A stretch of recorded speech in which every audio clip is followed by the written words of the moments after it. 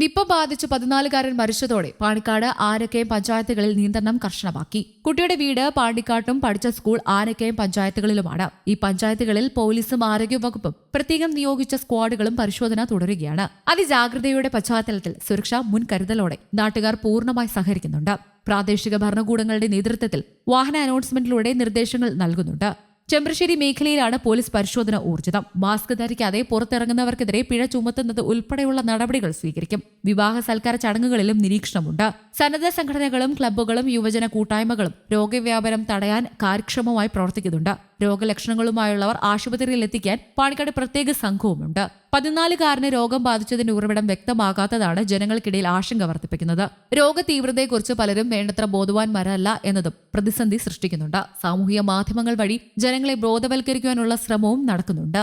രോഗബാധയുണ്ടായതിന്റെ ഉറവിടം വ്യക്തമായിട്ടില്ലെന്ന് മന്ത്രി വീണ ജോർജ് അറിയിച്ചിരുന്നു. സുഹൃത്തുക്കൾ പറഞ്ഞത് പ്രകാരം അവർക്കൊപ്പം പോയ സ്ഥലങ്ങൾ പരിശോധിച്ചു. ഇവർ അമ്പഴങ്ങ കഴിച്ച ഇടവും പരിശോധിച്ചു. ഇവിടെ വവ്വാലുകളുടെ സ്വാധീനമുണ്ട്. എന്നിരുന്നാലും അമ്പഴങ്ങ കഴിച്ചതിലൂടെയാണ് രോഗബാധയുണ്ടായതെന്ന് ഉറപ്പിക്കാനായിട്ടില്ല.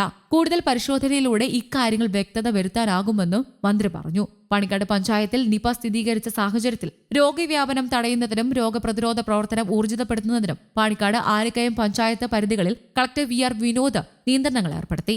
ഇരു പഞ്ചായത്ത് പരിധികളിൽ നിന്ന് ജില്ലയിലെ മറ്റ് സ്കൂളുകളിലേക്ക് പോകുന്ന സമ്പർക്ക പട്ടികയിൽ ഉൾപ്പെടുന്ന വിദ്യാർത്ഥികൾ ഉണ്ടെങ്കിൽ പൊതുഗതാഗത മാർഗങ്ങൾ ഉപയോഗിക്കരുത്. ഈ വിദ്യാർത്ഥികൾ N95 മാസ്ക് ധരിക്കണമെന്നും സാമൂഹിക അകലം പാലിക്കേണ്ടതുമാണ്. മലപ്പുറത്ത് പരിശോധന നടത്തിയ 7 പേരുടെ ഫലവും നെഗറ്റീവാണെന്ന് മന്ത്രി വീണ ജോർജ് മലപ്പുറത്ത് നടത്തിയ പത്രസമ്മേളനത്തിൽ പറഞ്ഞിരുന്നു. കുട്ടികളുമായി നേരിട്ട് സമ്പർക്കമുണ്ടായ സുഹൃത്തുക്കളാണ് നെഗറ്റീവായ 6 പേർ. പനി ബാധിച്ച മഞ്ചേരി മെഡിക്കൽ കോളേജിൽ ചികിത്സയിലിരിക്കെ നിപ ലക്ഷണങ്ങളോട് കോഴിക്കോട് മെഡിക്കൽ കോളേജിലേക്ക് മാറ്റിയ പയ്യനാട് സ്വദേശിയായ 68-കാരനാണ് നെഗറ്റീവായ 7-ാമൻ. ഇദ്ദേഹത്തിന് കുട്ടിയുമായി ബന്ധമില്ല.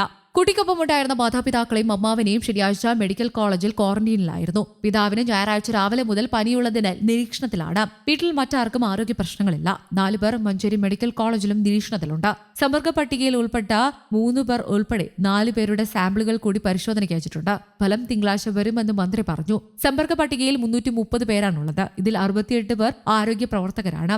101 പേർ ഉയർന്ന സാധ്യതയുള്ള ഇടത്തു നിന്നവരും 6 പേർ നേരിട്ട് സമ്പർക്കമുള്ളവരുമാണ്. സമ്പർക്കത്തിലുള്ളവരുടെ സാമ്പിൾ പരിശോധന തുടരും. പാണ്ടിക്കാട് ആനക്കയം പഞ്ചായത്ത് പരിധിയിൽ ടർഫുകൾ, ജിംനേഷ്യങ്ങൾ, മറ്റു കായിക വിനോദ കേന്ദ്രങ്ങൾ എന്നിവ പ്രവർത്തിക്കാൻ പാടില്ല. പ്രവേശനത്തിനായി പോകുന്ന വിദ്യാർത്ഥികളെ ഒരു രക്ഷിതാവ് മാത്രമേ അനുഗമിക്കാൻ പാടുള്ളൂ. പ്രവേശനത്തിനായി പോകുന്ന സമ്പർക്ക പട്ടികയിലുള്ള വിദ്യാർത്ഥികളുടെയും അനുഗമിക്കുന്ന രക്ഷിതാക്കളുടെയും വിവരങ്ങൾ കൺട്രോൾ റൂം നമ്പറിൽ അറിയിക്കണം. കൺട്രോൾ റൂം നമ്പർ 0483-273210 അല്ലെങ്കിൽ 0483-273250. സംസ്ഥാനത്ത് സ്വീകരിക്കേണ്ട മുൻകരുതലുകളെക്കുറിച്ച് മുന്നറിയിപ്പ് നൽകി കേന്ദ്രവും രംഗത്തെത്തിയിരുന്നു.